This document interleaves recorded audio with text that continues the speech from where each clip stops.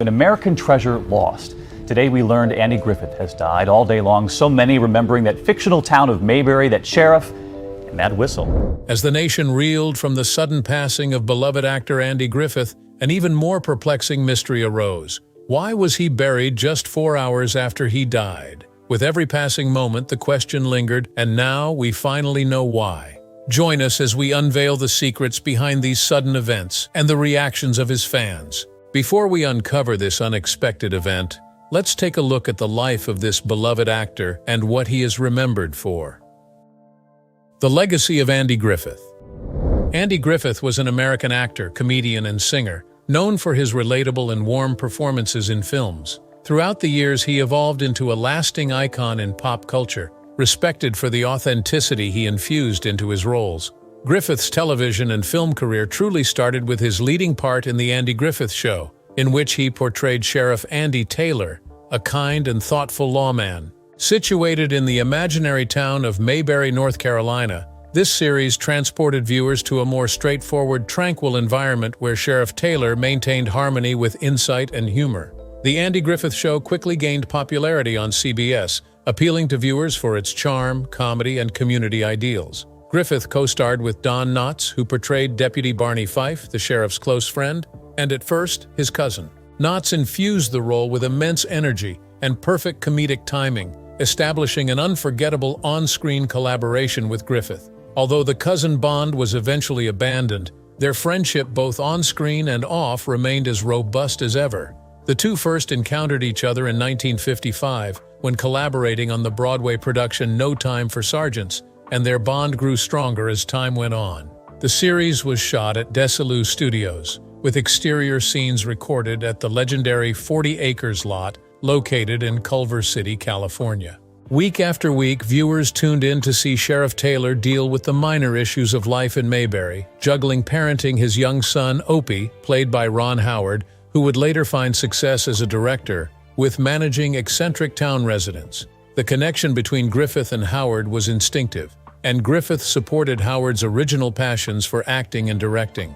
Reflecting on Griffith, Howard subsequently characterized him as a major influence, commending the cheerful and respectful atmosphere Griffith created on set.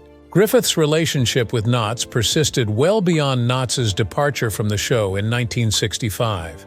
Knotts went on to earn multiple Emmy Awards for his portrayal of Barney Fife, while Frances Bavier, who played the endearing Aunt Bee, also gained recognition. Griffith, on the other hand, was never nominated for an Emmy Award himself. Nonetheless, his impact on the show was considerable, as he played a role in crafting every script, despite lacking a writing credit. Even though The Andy Griffith Show went on after Knotts left, Griffith chose to leave in 1967 to seek new opportunities in film and television. Nonetheless, his depiction of Sheriff Taylor made a significant impact on viewers, securing his status as a cherished television figure. The show's pure humor and moral teachings, combined with Griffith's genuine performances, won the hearts of millions and established a high benchmark for family-oriented entertainment. Following the conclusion of The Andy Griffith Show, CBS carried on the narrative of Mayberry with Mayberry RFD, featuring Ken Berry in the role of a widowed farmer. Griffith acted as executive producer for the spin-off, sharing his perspectives on the scripts and appearing as a guest in several episodes. Like they say, every successful man has a story that becomes a source of motivation. What was Griffith's story? The early life of Andy Griffith. Andy Griffith came into the world on June 1, 1926 in Mount Airy, North Carolina. He was the sole offspring of Carl Lee Griffith and his spouse, Geneva. His family faced challenges, grappling with financial hardships during his childhood. As an infant, Griffith stayed with family members until his parents were able to buy a house. Lacking a crib or even a suitable bed, he spent several months sleeping in dresser drawers. In 1929, when Andy turned 3, his father secured a job as a carpenter's assistant and could finally purchase a house on the south side of Mount Airy. Griffith encountered difficulties during his youth. Having a poor upbringing, he frequently felt unwelcome and faced teasing from peers in his neighborhood and school. Nevertheless, he reminisced about his childhood with warmth and nostalgia, often finding inspiration in those formative experiences for his future career. Growing up in a Baptist family, Griffith went to Grace Moravian Church, where he encountered Ed Mickey, a minister who became a significant influence in his life. Mickey showed Griffith how to sing and familiarize him with the trombone, fostering a lasting passion for music. Even though he was reserved during his childhood, Griffith ultimately found that he could bond with his classmates using humor. This newly discovered confidence prompted him to delve into his creative aspects. At Mount Airy High School, Griffith discovered his love for the arts and became part of the school's drama program, with Mickey supporting his musical abilities throughout. Following his high school graduation in 1944, Griffith proceeded to the University of North Carolina at Chapel Hill. He studied for a Bachelor of Music degree there, completing it in 1949.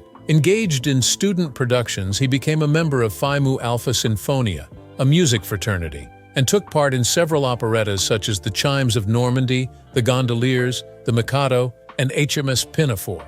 These first encounters with music and theater laid the groundwork for his esteemed career in the entertainment industry. Andy Griffith. Rise to fame. Andy Griffith's rise to stardom began in a distinctive manner, grounded in his talent for storytelling and comedy. From the beginning, Griffith gained recognition as a monologist, a performer who enthralled audiences with lengthy, amusing tales. A notable early piece of his is a monologue titled What It Was Football, which he recorded as a single in 1953. The narrative, narrated from the viewpoint of a humble rural pastor attempting to grasp the game of football, became an immediate success. Launched by Colonial Records, it ascended the charts and established Griffith's name in the industry. Griffith's next significant advancement occurred in 1955 with the teleplay No Time for Sergeants, authored by Ira Levin. Griffith played a rural youth journeying through the United States Air Force, a character he would later develop further in Levin's full-length Broadway adaptation.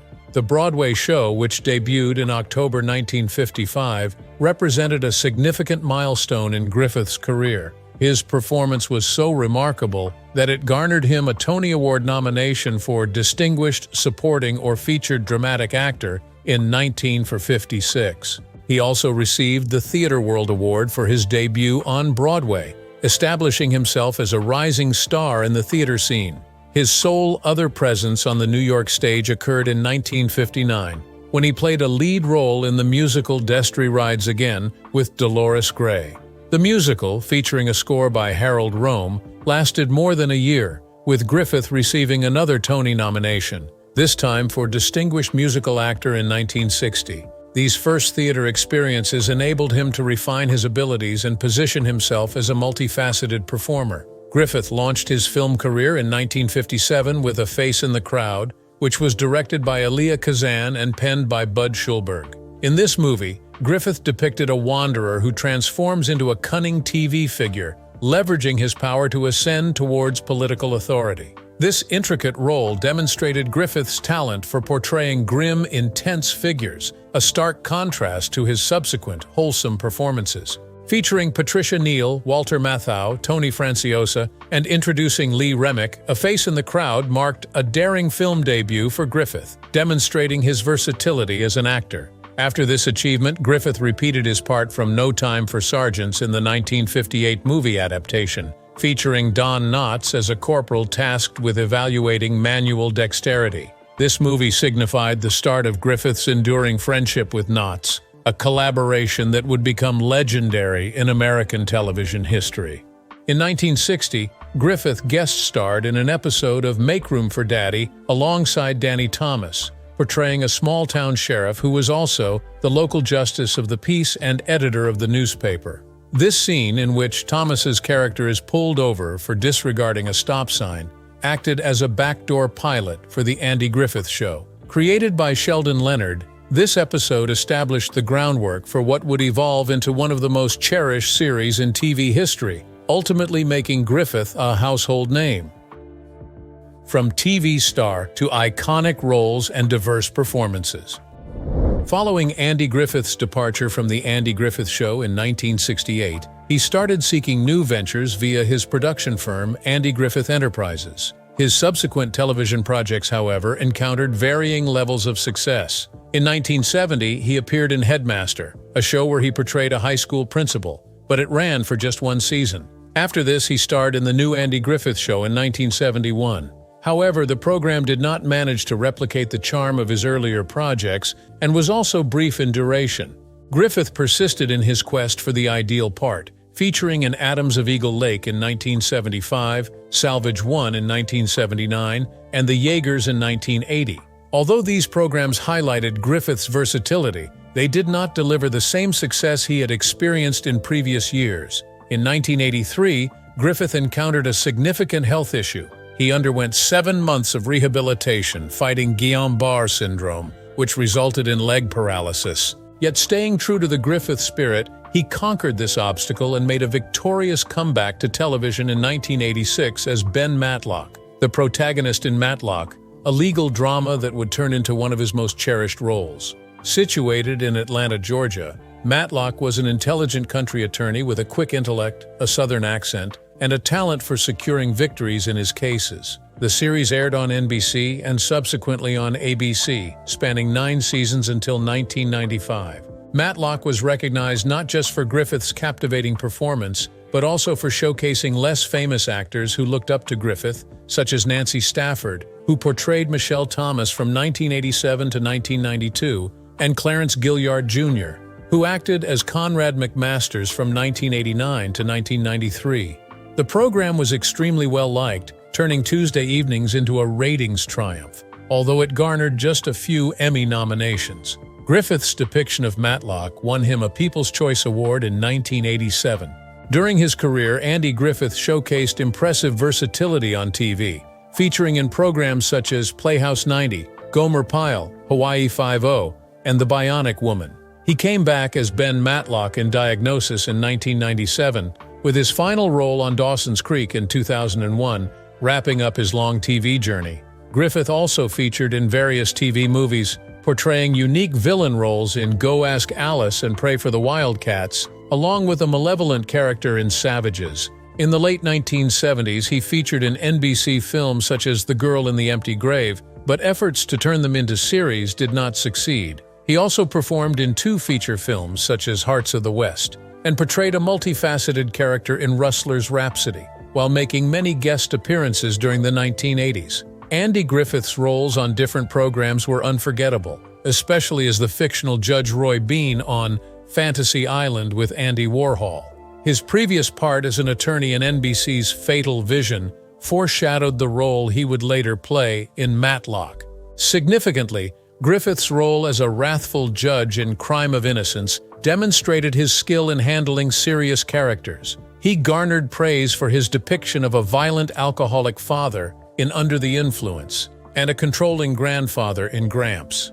Even in his later years, he excelled in roles such as a comedic villain in Spy Hard and a friendly diner proprietor in Waitress. His last movie was Play the Game in 2009, showcasing a widowed grandfather venturing into dating once more. Besides his acting career, Griffith was also enthusiastic about music, showcasing his singing talents in various roles, notably in A Face in the Crowd and during episodes of The Andy Griffith Show and Matlock.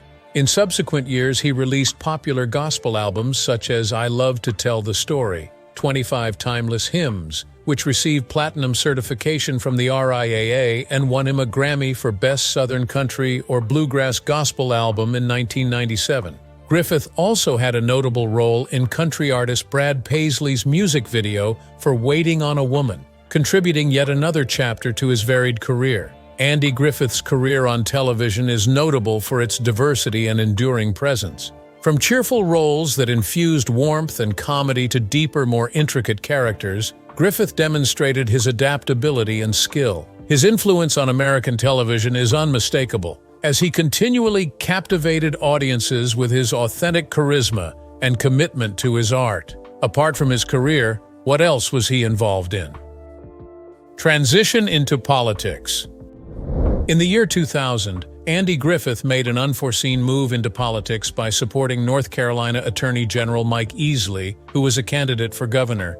As Easley's contest became closer with his challenger, former Charlotte Mayor Richard Vinroot, his advantage began to diminish. Griffith's support arrived at the right moment, featuring in a last-minute campaign advertisement that increased Easley's backing. The outcome? Easily secured victory in the election by obtaining 52% of the votes compared to Vinroot's 46%. The media promptly referred to Easley's comeback win as the Mayberry Miracle, implying that Griffith's impact had aided him in regaining his advantage and obtaining the governorship. Griffith maintained his political backing in subsequent years, making another notable appearance in 2008. In that October, he partnered with Ron Howard in a Funny or Die video supporting Barack Obama for president. In the video, Howard comically donned the attire of Opie Taylor, his role from The Andy Griffith Show, as Griffith stood alongside, backing Obama's campaign. This endorsement highlighted Griffith's backing of the Democratic Party and illustrated his readiness to utilize his celebrity status to motivate others to cast their votes. In addition to his backing for Obama, Griffith was engaged in state politics in North Carolina. He supported Democrat Bev Perdue for governor, filming TV advertisements that endorsed both Perdue and Easley. Griffith's backing for these candidates demonstrated his commitment to his home state and his faith in their leadership. He also addressed the opening ceremonies of both Easley and Perdue, demonstrating his dedication to the politicians he supported.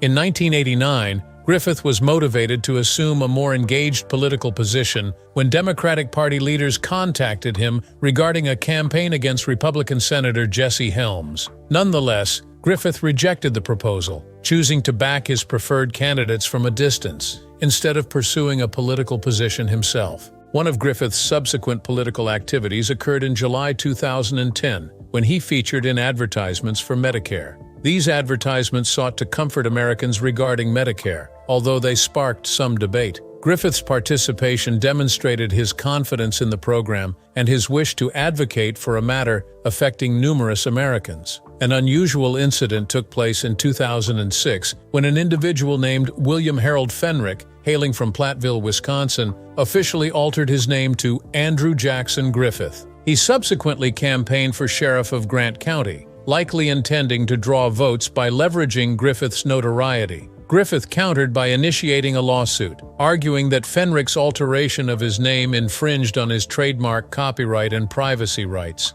In 2007, U.S. District Court Judge John C. Shabazz determined that the name change did not violate federal trademark law since Fenrick's application of the name was not for a commercial purpose. Rather, it was viewed as an aspect of his First Amendment right to pursue elected positions. Although Griffith's participation in politics was restricted to endorsements, his impact was unmistakable. He emerged as a reliable voice, especially in North Carolina, where his views carried significance among voters. Although he was known to support Democrats, Griffith was recognized by Republican President George W. Bush, who presented him with the Presidential Medal of Freedom in 2005.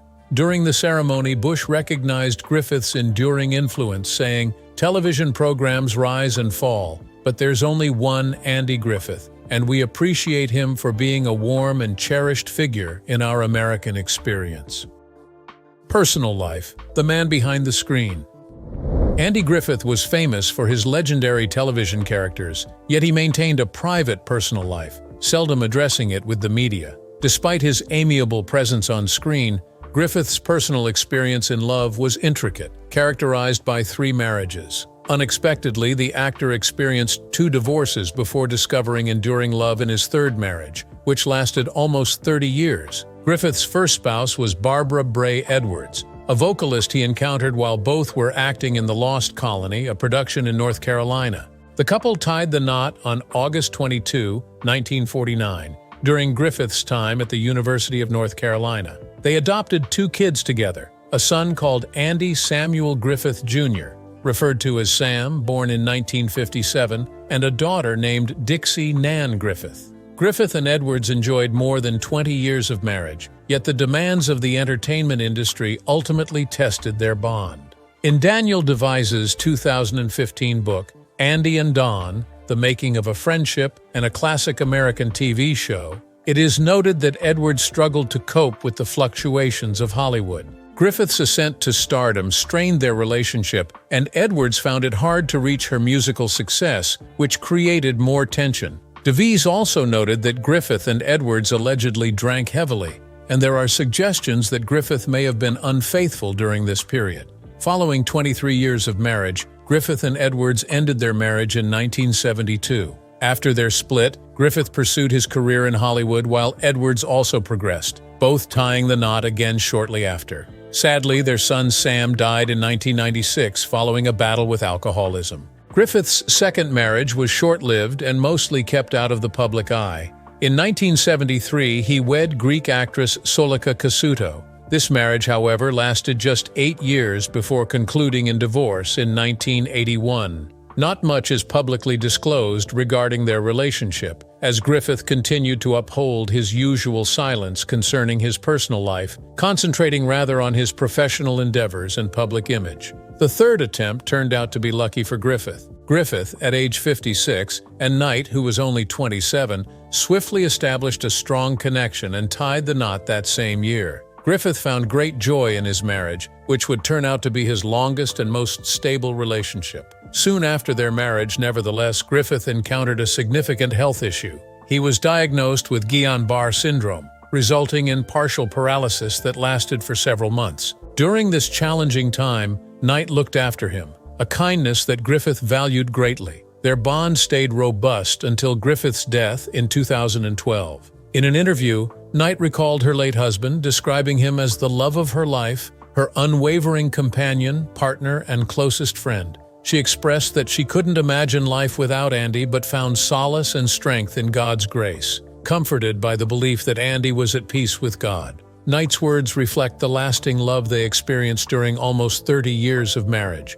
Furthermore, Griffith took pleasure in his role as a grandfather to his 3 granddaughters, whom he loved and valued greatly. Even with his typically reserved demeanor, his affection for his family was evident. Griffith's personal life, on the other hand, was not free of its challenges. DeVise's book further indicates that throughout the years the Andy Griffith Show aired, Griffith was involved in a continuous relationship with actress Annetta Corsott, who portrayed Helen Crump on the series. The incident allegedly turned into an open secret on the set, recognized by numerous cast and crew members. Now let's talk about his end, and the reason he was buried so quickly.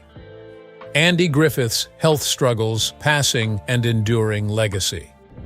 Andy Griffith, the cherished TV icon, enjoyed an extraordinary career that lasted for decades. Recognized for his performances in The Andy Griffith Show and Matlock, he infused joy and comfort into countless households. However, his later years were characterized by significant health issues that progressively affected him. Griffith's significant health challenge began in April 1983 when he received a diagnosis of Guillain-Barré syndrome, an uncommon yet severe condition in which the immune system assaults the nervous system. In Griffith's situation, the sickness rendered him paralyzed from the knees down, preventing him from walking for almost 7 months. The abrupt appearance of paralysis was startling, and for several months, Griffith dealt with doubts about his potential for complete recovery. Guillain-Barré syndrome leads to significant muscle weakness and may also result in severe, disabling pain.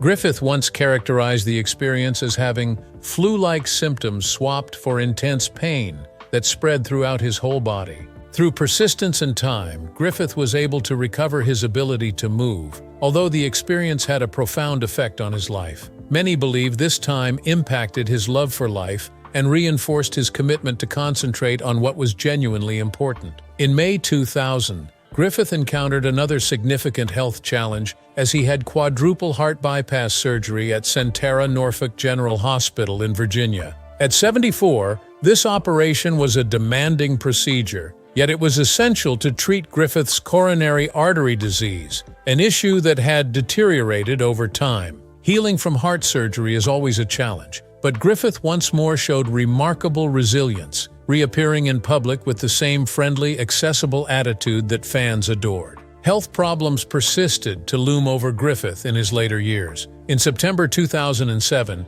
he needed hip surgery at Cedars-Sinai Medical Center in Los Angeles following a fall. Falls pose significant risks for elderly individuals, and Griffith's injury underscored his growing susceptibility to physical challenges. In spite of these ongoing health issues, he stayed dedicated to his job and family. Numerous individuals who were acquainted with him respected his determination and character, despite his personal fight against these health challenges. On July 3, 2012, Griffith died at his residence on Roanoke Island, North Carolina, after experiencing a heart attack the day before. He was 86 years of age. The death certificate indicated multiple underlying health issues, such as hypertension, coronary artery disease, and hyperlipidemia, a condition linked to elevated cholesterol levels. As per his desires, no public ceremonies were held, and Griffith was laid to rest on his personal land shortly after his death. This prompt burial was rare in Hollywood, where funerals for celebrities typically tend to be elaborate occasions. Griffith, nonetheless, had carefully arranged to prevent such celebration, emphasizing that he desired a modest, personal send-off. In his last requests, Griffith stressed his wish to steer clear of media attention, gatherings, and public displays. His daughter, Dixie, provided details about her father's wishes, explaining that he had not wanted a funeral, a spectacle, or a media uproar. She honored his wishes, although she couldn't arrive in time for the funeral because of the swift schedule. Griffith's personal funeral stood in stark contrast to the elaborate farewells common among celebrities. However, it reflected his values. He favored a straightforward life that was protected from the gaze of the public. Griffith's subdued interment mirrored his desire to exit the world on his conditions, devoid of the chaos he had observed repeatedly during his. 1 year after Griffith died, his wife chose to tear down a small house on Roanoke Island that Griffith had purchased in the 1950s.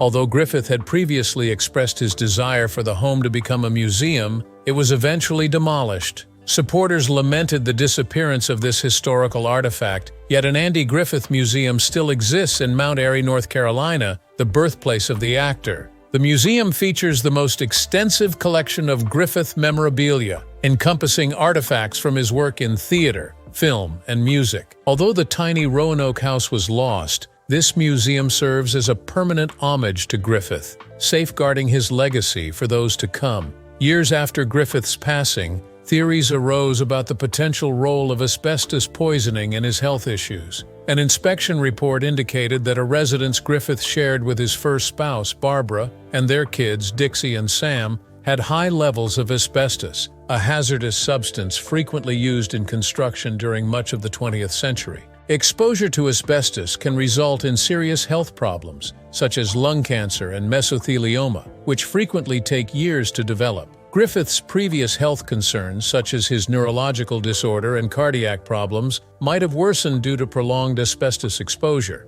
This detail introduced an additional complexity to Griffith's health narrative, prompting inquiries into whether environmental elements had quietly influenced his wellness. Asbestos is a mineral that occurs naturally, but when it is disturbed, it releases small fibers into the atmosphere. Inhalation of these fibers may result in their accumulation in the lungs, potentially causing life-threatening diseases years afterward. For Griffith, who existed during a time when asbestos was commonly found in residences, prolonged exposure could have presented significant health dangers. The American Cancer Society indicates that exposure to asbestos continues to be a significant health risk, with around 15,000 lives lost in the U.S. annually. Griffith's sickness, which he had suffered for many years, was previously considered to be an unexplained nerve inflammation. Looking back on his challenges, she remarked that her sickness had been unusual. As she improved, the signs of influenza gave way to excruciating, piercing pain.